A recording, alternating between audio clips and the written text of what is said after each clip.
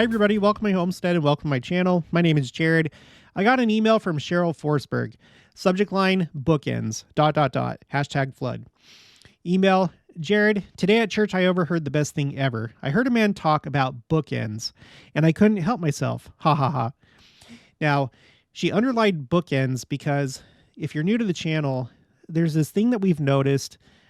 There's like this idea that's kind of developed where we've noticed certain events that take place early on in President Nelson's presidency, and then there's like a parallel or corresponding or similar event that's taken place more recently, like bookends to his presidency. Of course, we don't know when his presidency is going to end. He could pass away any time, or he may make it to the millennium and be changed in the twinkling of an eye. I don't know. But we've noticed everything from the solar eclipses to lunar eclipses, meteors, and so on and so forth. I think the Lord works in patterns, and so we're just taking note of it. Okay, so back to the email. He spoke of the prophet Gordon B. Hinckley saying that the angel Moroni faces west on only a few temples. I'm not sure the exact number. I know some have been removed. Yes, and let me just pause right there. It's because they're supposed, just symbolically, they face east because that's the direction from which the Savior is going to come. Or when you listen to what Joseph Smith said about the sign of the Son of Man, it comes from the east, the same way that the sun comes from the east. So that's why. Okay, continuing. This gentleman said that President Hinckley said the Nauvoo and Salt Lake temples are bookends. He joked with the person he was talking to, telling her he was full of random facts. But I didn't find it random at all. I have looked up the quote for you. I hope you find it as interesting as I did. And then she leaves the link. And then continues, the Nauvoo pageant bookends dedication. President Gordon B. Hinckley. Delivered each night at the end of the Nauvoo pageant, this touching, beautiful quote is played by audio over the sound system speakers for all to hear. It brings tears of sweet memory, sweet memories to all in attendance. And then I'm going to read this from the original source, so we'll skip that for right now. And then she finishes the email saying, what a great breadcrumb. I would also like to join your Flood the Earth challenge. I'm preparing a physical copy for a friend, and I'll be sending it soon. Thanks, Cheryl Forsberg. Yeah, so that's a good segue to the Flood the Earth challenge. I haven't updated it since the last video, so we are at 8,861 copies of the Book of Mormon that have been shared so far. We're trying to get to 10,000. If you didn't see the last video, there's a new baptism, and the person that reported this didn't let me know that they were meeting with the missionaries, so I added one to the missionary count. So we're at a total of 48 people that have been baptized as a result of this challenge, as a result of you guys sharing the Book of Mormon. I've done it myself. I haven't had any baptisms, but that's okay. You never know where these copies of the Book of Mormon are going to end up, like if it's a physical copy. So just share it. You never know what's going to happen. You never know if the Lord has prepared a certain person for that very moment when you offer them the Book of Mormon. So keep up the good job, everybody. It makes a difference. So I thought what I would do, I checked the link that she put, and it was to like this BYU. I can't remember the name of their like campus newspaper, but I think it's the Daily Universe. Yeah. It was to that, but they were actually doing an article based on a general conference talk. So this is usually the case. I start like researching something and it leads to another thing and another thing, and another thing. So I have these talks pulled up in chronological order that have to do with the Nauvoo temple. Okay. I am on this like church history kick right now. Just because now I'm closer to these sites and going to Missouri, Adamondayaman, far west, like that was really incredible. But then it kicked into a new gear once I went to the Kirtland Temple. And this summer I plan to go to Nauvoo. But it's not just, I don't know, I think maybe the Lord's putting this desire in me, possibly for this channel. I'm not sure. But I think that these things are really important when it comes to the restoration. Okay, because a lot of times when we talk about the restoration, we think about maybe scripture or new doctrines or or old doctrines that need to be restored. David A. Bednar said that it's not just things that have been at one time. It also, even though the word restore means to like bring back to like to a new state or bring back, it also includes things that have not been revealed yet. So a lot of times we think about doctrines, scriptures, things like that, but there's also this portion of it. The Kirtland Temple has been restored to its proper ownership with the church, right? The Nauvoo Temple was before that, and I think that this was a significant event. So let me just read this. This is from the April 1999 General Conference. It's President Hinckley. The name of the talk, Thanks to the Lord for His Blessings.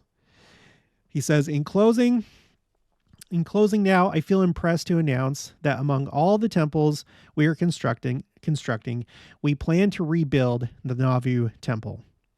A member of the church and his family have provided a very substantial contribution to make this possible.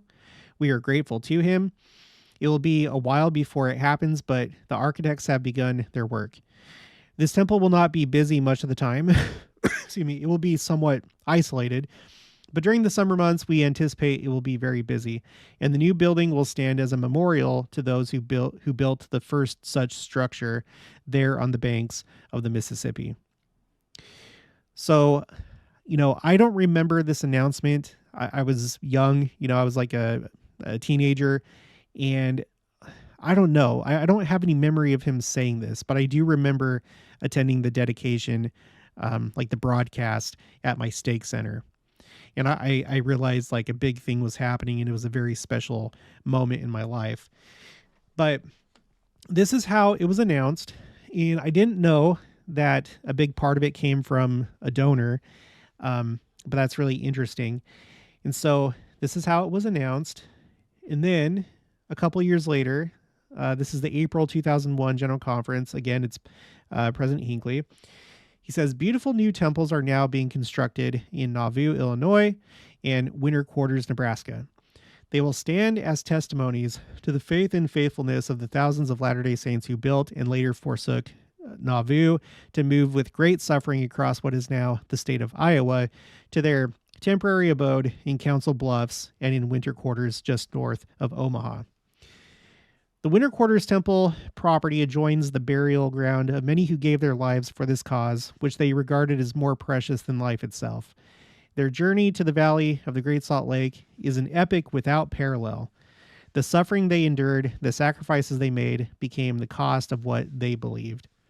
Now, I have Council Bluffs and Winter Quarters highlighted, but we're going to come back to that later. I'm just making a note of that. Okay, and then here we are in the October 2002 General Conference. President Hinckley, oh, that I were an angel and could have the wish of mine heart. Many of you participated in the dedication of the Nauvoo Temple last June. It was a great and marvelous occasion, one to be long remembered. We not only dedicate a magnificent building, a house of the Lord, but we also dedicated a beautiful memorial to the prophet Joseph Smith. In 1841, 2 years after he came to Nauvoo, he broke ground for a house of the Lord that should stand as a crowning jewel to the work of God. It is difficult to believe that in those conditions and under those circumstances, a structure of such magnificence was designed to stand on what was then the frontier of America. I'm skipping forward a little bit. No effort was spared. No sacrifice was too great. Through the next 5 years, men chiseled stone and laid footings and foundation, walls, and ornamentation. Hundreds went to the north there to live for a time to cut lumber, vast quantities of it, and then bind it together to form rafts, which were floated down the river to Nauvoo. Beautiful moldings were cut from the lumber. Pennies were gathered to buy nails. Unimaginable sacrifice was made to procure glass. They were building a temple to God, and it had to be the very best of which they were capable. In the midst of all this activity, the prophet and his brother Hiram were killed in Carthage on the 27th of June, 1844. So remember, keep this date in mind. None of us living today can comprehend what a disastrous blow that was to the saints. Their leader was gone. He, the man of visions and revelations, he was not only their leader, but he was their prophet. Great was their sorrow, terrible their distress. But Brigham Young, president of the Quorum of the 12, picked up the reins. Joseph had placed his authority upon the shoulders of the apostles. Brigham determined to finish the temple, and the work went on. By day and by night, they pursued their objective, notwithstanding all of the threats hurled against them by lawless mobs. In 1845, they knew they could not stay in the city that they had built from the swamplands of the river. They knew they must leave. It became a time of feverish activity, first to complete the temple, and secondly to build wagons and gather supplies to move into the wilderness of the west. Ordnance work was begun before the temple was entirely completed. It went on feverishly until in the cold of the winter of 1846, the people began to close the doors of their homes and wagons moved slowly down Parley Street to the water's edge, then across the river and up the banks on the Iowa side. Movement continued. The river froze over. It was so bitter cold, but it made it possible for them to move on the ice. Now, this part reminded me of an article that President Nelson wrote back when he was in the Quorum of the 12 in the April 2002 Liahona, or Ensign. It's called The Exodus Repeated, where he draws all these parallels between Israel wandering in the wilderness, being led out of Egypt, and the pioneers. And there are a lot of really interesting parallels, but let me just read a couple things that I highlighted. Both groups shared many miracles that are memorialized annually. The celebration of Passover relates to the travels of the ancient Israelites. And each July, we repeat legendary stories of our pioneers. Both groups traversed deserts, mountains, and valleys of untamed wilderness. Ancient Israelites left Egypt via the parted waters of the Red Sea, as by dry land. The pioneers left the United States crossing the wide waters of the Mississippi River, frozen to become a highway of ice. That's interesting because that makes you think of scripture talking about the 10 lost tribes. Later on, he says the children of Israel had a portable tabernacle wherein covenants were made and ordinances were performed to strengthen them on their journey. Many Latter-day Saints were endowed in the Nauvoo temple before their arduous trek westward. The Israelites gratefully celebrated their exodus from Egypt. The Latter-day Saints commemorated their exodus with the establishment of the world headquarters of the restored church in the tops of the mountains. All celebrants acclaimed their deliverance by God. And then he cites Jeremiah 23, verses 7 through 8. Therefore, behold, the days come, saith the Lord, that they shall no more say, the Lord liveth, which brought up the children of Israel out of the land of Egypt. But the Lord liveth, which brought up and which led the seed of the house of Israel out of the north country, and from all countries whither I had driven them, and they shall dwell in their own land. So it's just really interesting how these things were fulfilled by the pioneers, making the trek from Nauvoo to Salt Lake. Okay, back to President Hinckley. Back to the east, okay, because this whole thing, we're talking about this concept of bookends and Nauvoo facing east, and so as they're going west, they're looking back to the east where the Nauvoo temple is. Back to the east, they looked for the last time to the city of their dreams and the temple of their God. They then looked to the west to a destiny they did not know. The temple was subsequently dedicated, and those who dedicated it said amen and moved on. The building was later burned by an arsonist who almost lost his life in the evil process. A tornado finally toppled most of what was left. The house of the Lord, the great objective of their labors, was gone.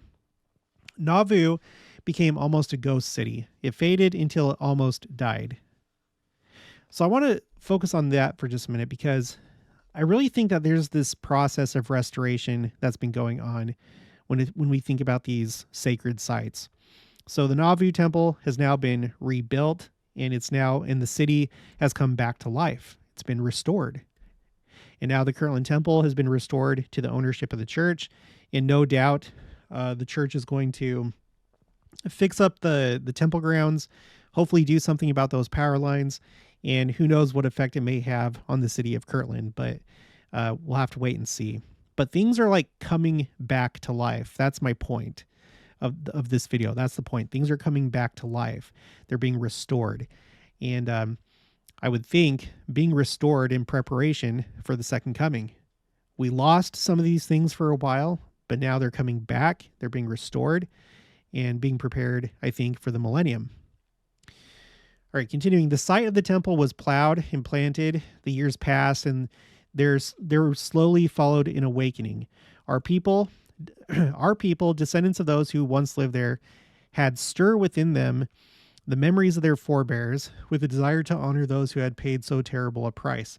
Gradually, the city came alive again, and there was a restoration of parts of Nauvoo. And let me just say here, I think that restoration is accelerating. More and more people are coming to these places. I've met many of them.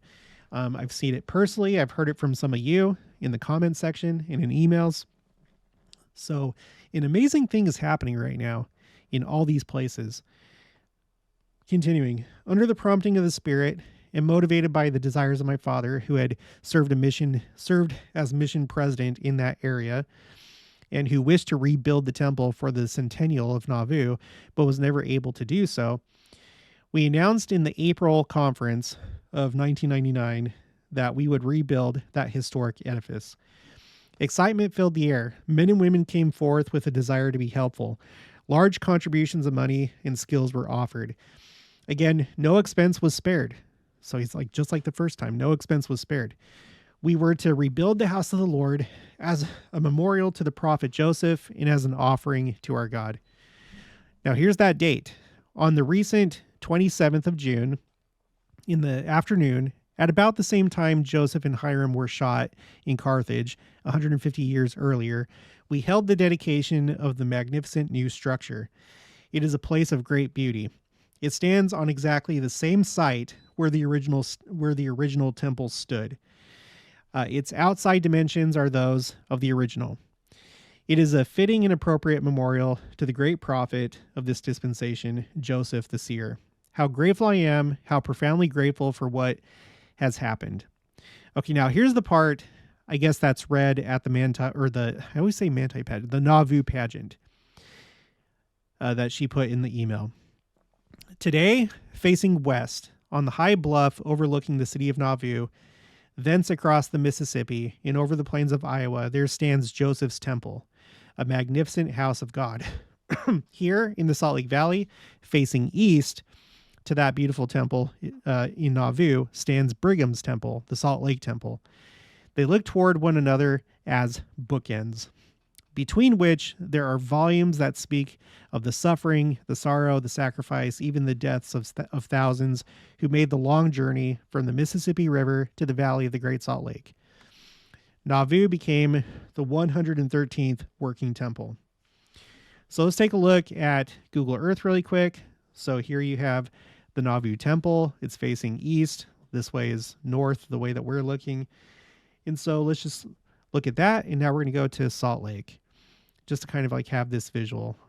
We'll go westward, just like the pioneers, come to Temple Square, and then you have the Salt Lake Temple facing east. Bookends. So I think these different bookends that we're noticing with President Nelson, and I can't say for sure that they are, but I think they are. I think they're bookends to everything that he's doing right now. He's doing a lot of really important things. What's interesting to me is that President Hinckley was known for building many, many, many temples, right? He introduced the really small temples. There already was the concept of small temples with Spencer W. Kimball, but President Hinckley made them smaller and built even more of them. He brought the number of temples in the church beyond 100. Now we have President Russell M. Nelson, and he's announced even more temples than President Hinckley. So under President Hinckley, all these temples, and then he built, it was under his leadership that he built the Nauvoo Temple and the Palmyra Temple, two very significant temples. Now with President Nelson, he didn't build it, but he purchased the Kirtland Temple back. It's almost like President Hinckley and President Nelson are bookends in a way, when you think of it that way. So it's really neat. Okay, let's move on to the next thing. Okay, this is also President Hinckley. April 2004 General Conference, The Church Grows Stronger is the name of the talk. We are pleased to note that on April 1st of this year, 2004, the Illinois House of Representatives unanimously passed a resolution of regret for the forced expulsion of our people from Nauvoo in 1846. That's a long time. That's a long time for an apology, but it's okay. It's okay. I don't think anybody was really too upset about it, but it's nice that they finally did that in 2004. The magnanimous gesture may be coupled with action taken by then Governor Christopher S. Bond of Missouri, who in 1976,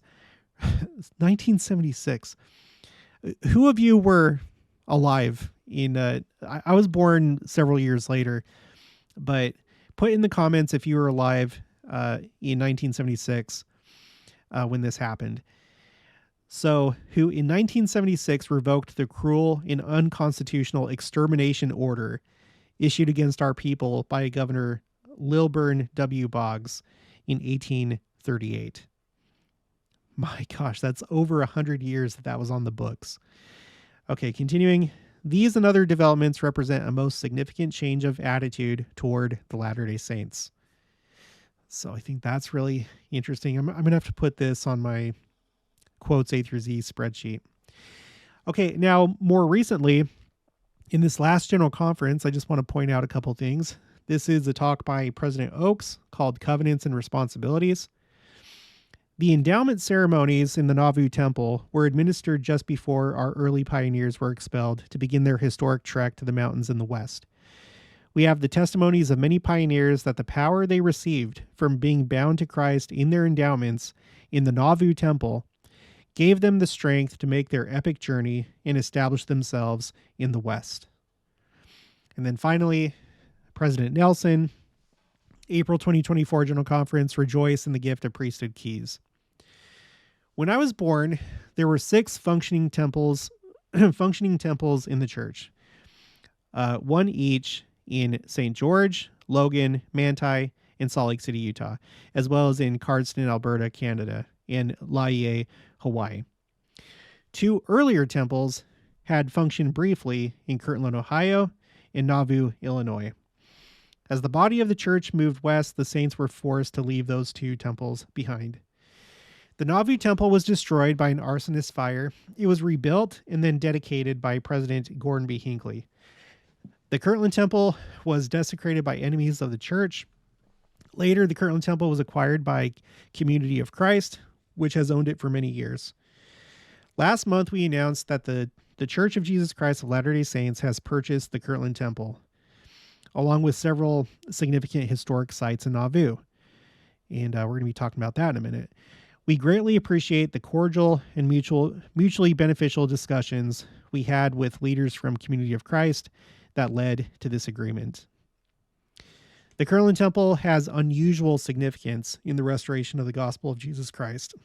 Several events that took place there had been prophesied for millennia in the Bible. You know, for example, Elijah appearing in the last days. That was prophesied in the Old Testament. And then he came right here. This is where it was fulfilled, here. And were essential for the Lord's essential for the Lord's restored church to fulfill its latter-day mission. So he points out, you know, that you have when he was born, there were those 6 temples, and then the 2 that had been lost, Nauvoo and Kirtland. And now he's pointing out that they've been restored to the church. So if you go to churchofjesuschristtemples.org, they have this temple chronology, and they mention these temples right here. So you have the temples that are dedicated and in operation right here, starting with the St. George, Utah temple.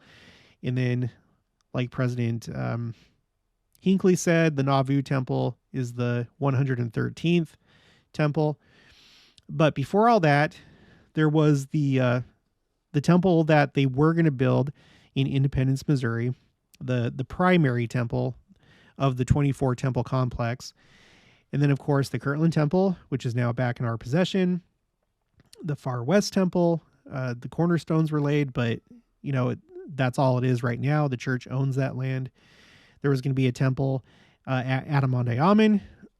They didn't lay cornerstones, but they did dedicate the temple block, like the city block that it would be on. That was dedicated by Brigham Young. And then the Nauvoo Temple, which now we've rebuilt it. And then the Endowment House, which was a temporary endowment house on Temple Square in Salt Lake City. So out of this list, we have Kirtland back and we have the Nauvoo Temple rebuilt. If we look at this map, let me just zoom out. And we think about the fact that President Nelson's like, look what we have back now. We have the Nauvoo Temple under President Hinckley, and then under my presidency, we have the Kirtland Temple back. So we have Kirtland, Nauvoo. There's the Winter Quarters Temple right here that was built. And so the ones that remain are the Jackson County Temple, and I would say temples. It's supposed to be 24 temples. And then far west, Missouri, right here, and then Adamonde Amen. Now, you'll remember that here I highlighted Council Bluffs. I would imagine, I wouldn't be surprised if sometime in the future, when there's more members of the church that live in this area, maybe Council Bluffs, which is over here on the other side of the river, if there's like a Council Bluffs temple. It's also significant that President Hinckley, I didn't do a place mark here, but President Hinckley constructed the Palmyra, New York temple, which for all intents and purposes, the Sacred Grove was essentially like a temple space, a place where God the Father and Jesus Christ could appear. So now there's a temple close to there where they would have appeared. And then it's also interesting, if we look at this, this is church news, church newsroom, sacred sites and historic documents transfer to the Church of Jesus Christ. Likewise, in Nauvoo, the Smith family homestead, the mansion house, and the red brick store will also reopen on March 25th, 2024 for year-round public tours at no charge. I highlighted the red brick store because you may already know this after studying church history, but so here it is right here, the red brick store. Significant events. Before the temple was completed, so this is in Nauvoo, the upper room of the store was used as an ordinance room where the first full endowments were given. So although it's not a temple, there were temple things that took place here, and now this has been restored to the church. So I think that's interesting. Okay, so anyway, you can see when it comes to like our historic sites, in the case of Winter Quarters, a temple was built. In the case of Nauvoo, the temple was rebuilt. In the case of Kirtland, we purchased it. And now we're just waiting for potentially, maybe at some point in the future, Council Bluffs, who knows, but definitely Adamonde Amen, Far West, and Independence, Missouri. So I feel like that's an indication that Satan is losing his power. The saints are becoming prepared for the second coming. That doesn't mean that we don't have tares in the church. We have tares in the church, but we also have a lot of good people in the church. And I think as a people, we're more ready. We're more ready for these things to happen. And that's why they are happening and things are being restored. And at some point, hopefully in the near future, we will have these temples built in Missouri. Nothing's too hard for the Lord. He can make things happen miraculously. And I feel like that's what happened with the Kirtland Temple. So who knows? But there could be a day that we wake up and we find out that the church has purchased the temple land in Independence, Missouri. Or for some reason, the conditions are right and it's time to build a temple in Far West and construct that temple. Or in Adamonde Amen. You know, it seems unlikely, but anything could happen in a way that we don't think. So I think it's a very exciting time to be a member of this church, especially if you're able to move to these places and repossess these lands. The last thing I want to share is if you go to Family Search, I already brought this up in another video, but I just wanted to encourage you, especially if your family's been in the church for a while and you have pioneer ancestry, come to familysearch.org. Go to activities, okay, and then go to all activities. And then there's two really neat things that you can look at. In fact, there's one I hadn't looked at until just now, and I'm really happy that I found this. It's called My Ancestors Temple, and then there's My Nauvoo Relative. So I'd already shown my Nauvoo relative. It goes through your family tree, and then it shows you, who in your family tree lived in Nauvoo, right? So you can go through here, see all your relatives, right? And that's really cool.